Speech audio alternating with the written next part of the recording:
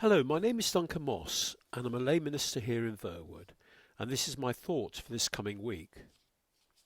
The events of the last few weeks in the Middle East have disturbed most of the world. Whichever way we look at what has happened, the sheer evil and carnage we have all witnessed on TV is so sad and depressing. It is depressing to see people suffering like that, and I suspect that the worst is not behind us. Other major issues, such as what is going on in the Ukraine and our NHS crisis, has been relegated in people's minds. With all of this, there is much unease in society and a real fear for the future, something I have not seen before in my lifetime. What we have all gone through in the last few years with COVID just adds to it. We're living in a generation where a lot of bad stuff is happening all around us.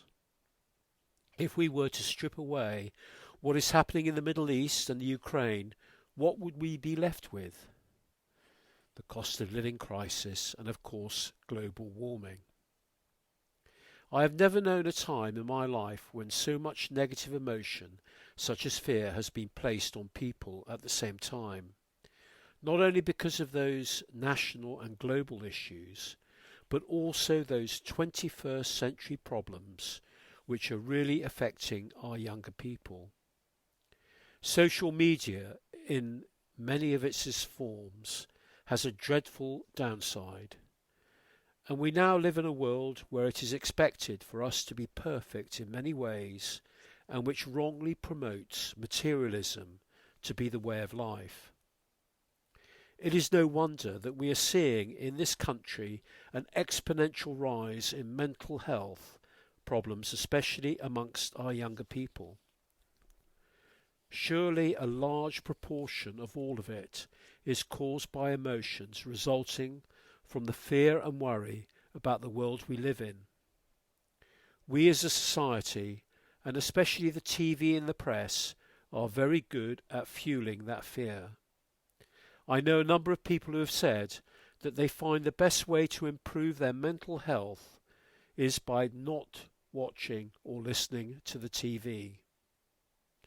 Whilst we cannot make light of those things happening about us and be naturally concerned, we must not fear them, for it is fear that damages us and prevents us from flourishing.